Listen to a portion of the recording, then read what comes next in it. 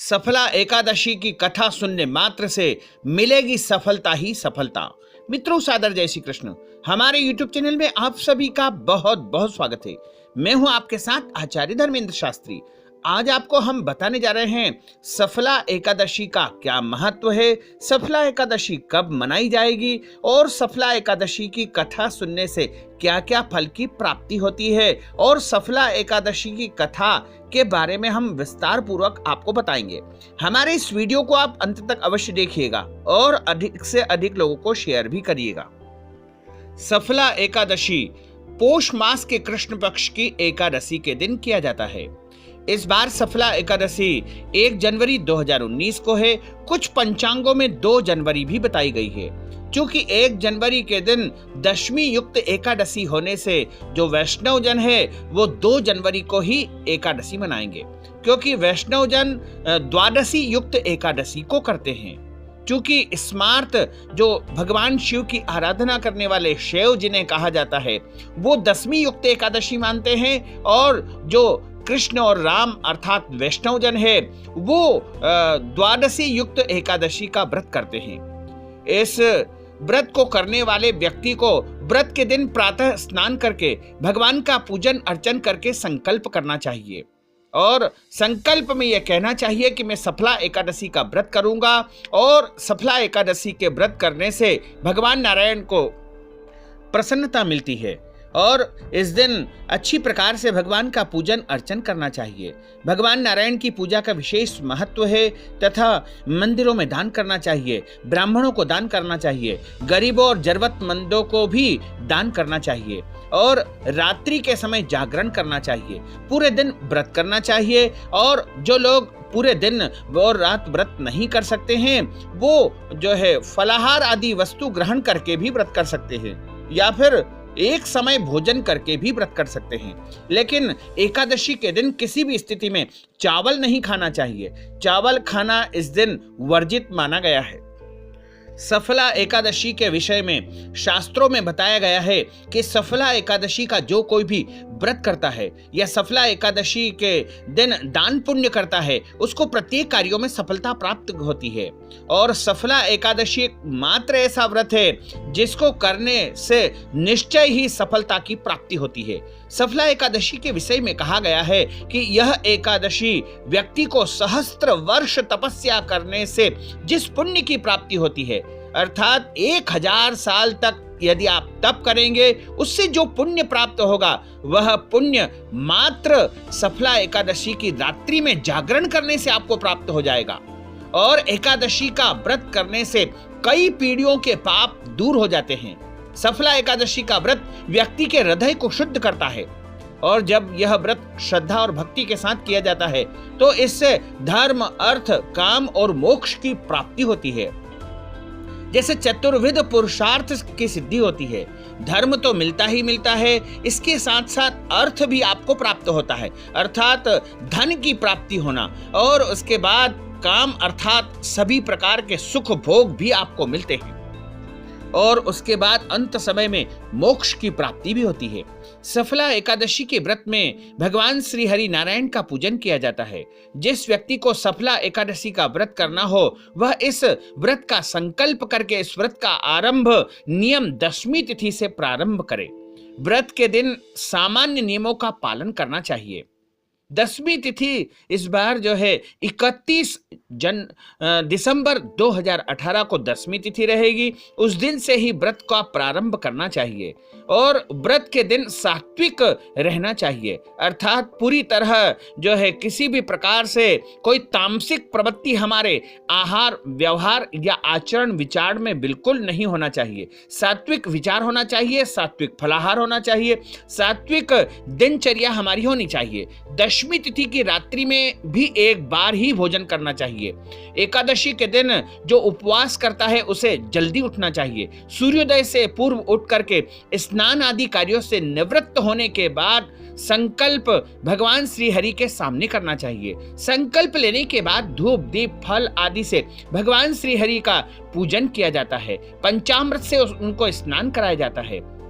और रात्रि के समय भगवान विष्णु के मंत्रों का जाप भी करना चाहिए। विष्णु सहस्त्र नाम का पाठ करना चाहिए, गोपाल सहस्त्र नाम का पाठ करना चाहिए। इसके अलावा एकादशी का व्रत पूरे दिन करना चाहिए और द्वादशी के दिन प्रातः काल ब्राह्मण को अन्न दान करना चाहिए, सीधा दान करना चाहिए, भोजन की सामग्री दान करना चाहिए और उसके बाद व्रत का पारणा भी करना चाहिए। व्रत का पारणा का अर्थ होता है व्रत को खोलना। द्वादशी तिथि में प्रातः काल व्रत का पारणा किया जाता है और व्रत का पारणा यदि आप नहीं करेंगे तो व्रत का जो है पुण्य फल आपको प्राप्त नहीं होगा। इसलिए आप द्वादशी तिथि में प्रातः काल ही व्रत का पारणा अनिवार्य रूप से करें। तो आप श्रद्धा भक्ति के साथ में यदि सफला एकादशी का व्रत करेंगे, पूजन करेंगे, तो आपकी समस्त मनोकामनाएं पूर्ण हो जाएगी। यदि आपके विवाह में विलंब हो रहा है तो आपका विवाह हो जाएगा। आपके रोजगार में, व्यापार में, नौकरी में किसी भी प्रकार की कोई भी परेशानी उत्पन्न हो रही है वह समाप्त हो जाएगी। यदि आपके घर में संतान प्राप्ति की इच्छा है तो वह आपकी पूर्ण हो जाएगी।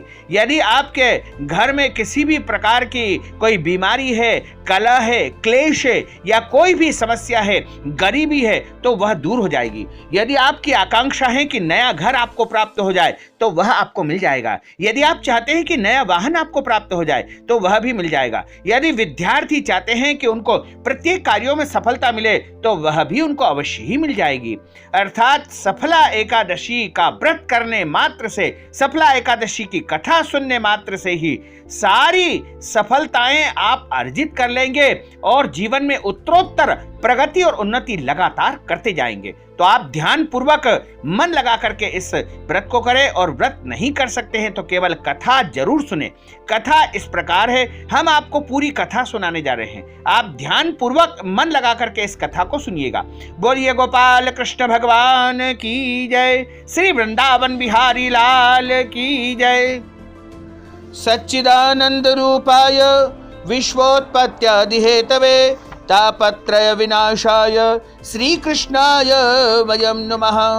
कृष्णाय वासुदेवाय हरये परमात्मने प्रणतः क्लेशनाशाय गोविंदाय नमो नमः। वसुदेवसुतं देवं कंसचाणूरमर्दनं देवकी परमानंदम कृष्णं वंदे जगद्गुरुं। बोलिए प्रेम से गोपाल कृष्ण भगवान की जय, श्री वृंदावन बिहारी लाल की जय, लक्ष्मी नारायण भगवान की जय। एक बार अर्जुन से भगवान कृष्ण की चर्चा हो रही है और अर्जुन कहते हैं कि हे प्रभु, मैं आपसे अन्य कई एकादशी के बारे में जान चुका हूं और बहुत सारे शास्त्रों का और पुराणों का मुझे आपने ज्ञान दिया है। मैं आपकी सभी कथाओं को सुन करके, आपके समस्त ज्ञानवर्धक प्रसंगों को सुन करके मैं बड़ा ही भाव विभोर हुआ हूं। हे दीनबंधु, अब कृपा करके मुझे पौष मास के कृष्ण पक्ष की एकादशी के विषय में बताइए। उस एकादशी का क्या नाम है, उस दिन किस देवता की पूजा होती है और उसके व्रत की विधि क्या है। कृपा करके यह सब आप मुझे विस्तार पूर्वक बताइए। भगवान कृष्ण बोले, हे अर्जुन, तुम्हारे प्रेम के कारण मैं तुम्हारे प्रश्नों का विस्तार सहित उत्तर देता हूं। अब तुम इस एकादशी व्रत का महत्व सुनो। हे अर्जुन, इस एकादशी के द्वारा भगवान विष्णु को शीघ्र ही प्रसन्न किया जा सकता है। पौष माह के कृष्ण पक्ष की एकादशी का नाम सफला एकादशी है। इस एकादशी के आराध्य देव नारायण है। इस एकादशी के दिन श्रीमन नारायण जी का विधि पूर्वक व्रत एवं पूजन करना चाहिए। भगवान कृष्ण कहते हैं, हे अर्जुन, इसे सत्य जानो कि जिस भांति नागों में शेषनाग, पक्षियों में गरुड़, ग्रहों में सूर्य चंद्र, यज्ञों में अश्वमेघ और देवताओं में भगवान विष्णु श्रेष्ठ है, उसी प्रकार सभी व्रतों में श्रेष्ठ एकादशी का व्रत है। हे पांडुनंदन, एकादशी व्रत करने वाले भगवान विष्णु को अति प्रिय लगते हैं। इस एकादशी में नींबू, नारियल, नैवेद्य आदि अर्पण करके भगवान नारायण की पूजा करनी चाहिए।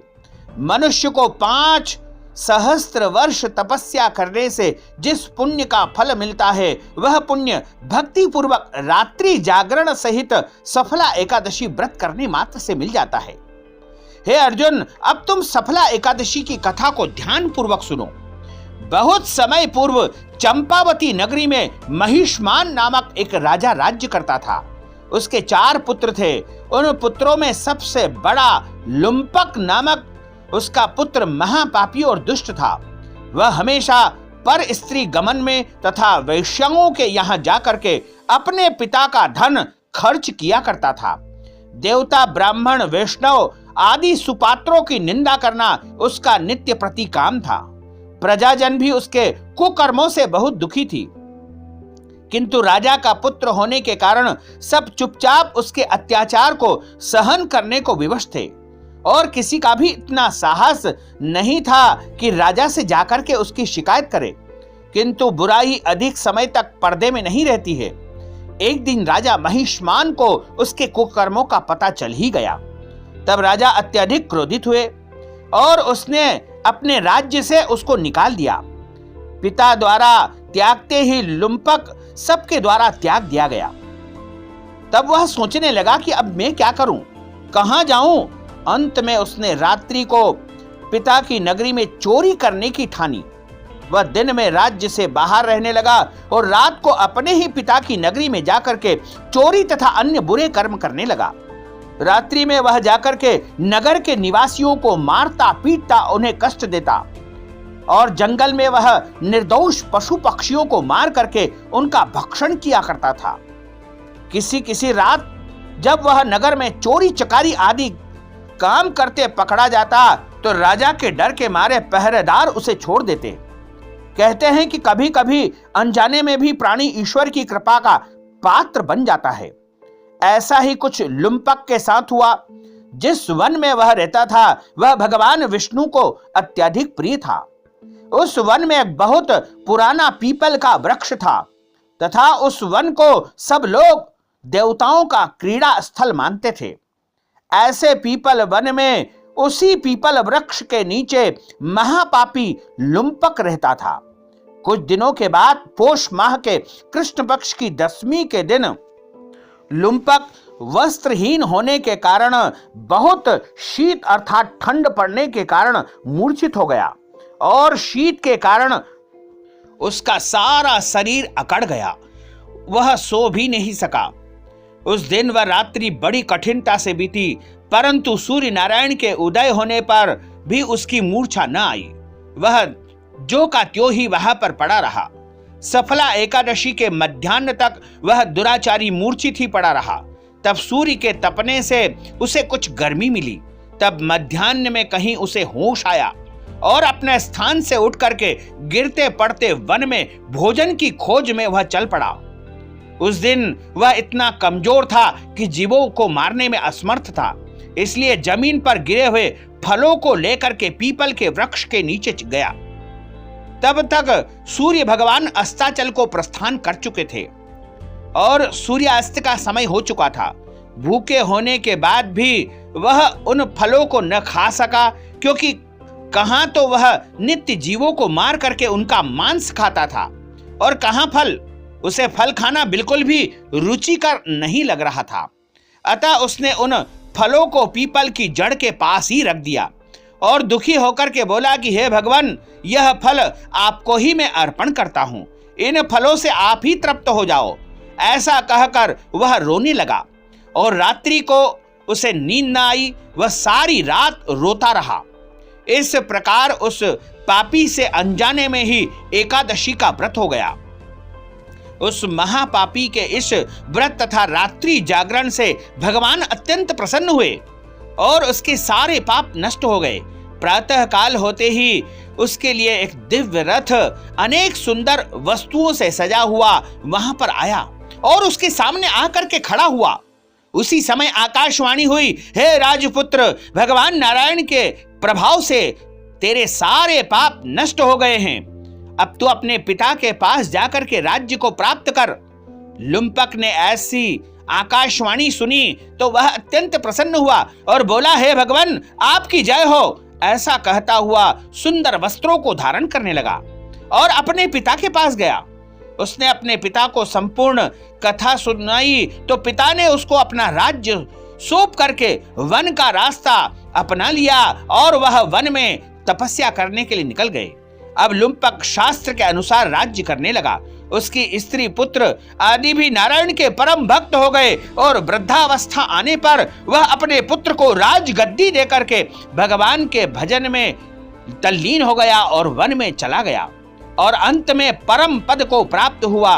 हे अर्जुन, जो मनुष्य श्रद्धा व भक्ति पूर्वक इस सफला एकादशी का व्रत करते हैं और भगवान नारायण का स्मरण करते हैं, उनके सारे पाप नष्ट हो जाते हैं और अंत समय में उन्हें मोक्ष की प्राप्ति होती है। हे अर्जुन, उन मनुष्यों को पूंछ और सींगों से रहित पशु जान जो इस सफला एकादशी के व्रत को महत्व को नहीं जानते हैं। सफला एकादशी के महात्म को पढ़ने अथवा सुनने से प्राणी को राजसू यज्ञ का फल प्राप्त होता है। इस कथा से हमें ईश्वर के अति कृपालु होने का प्रमाण मिलता है।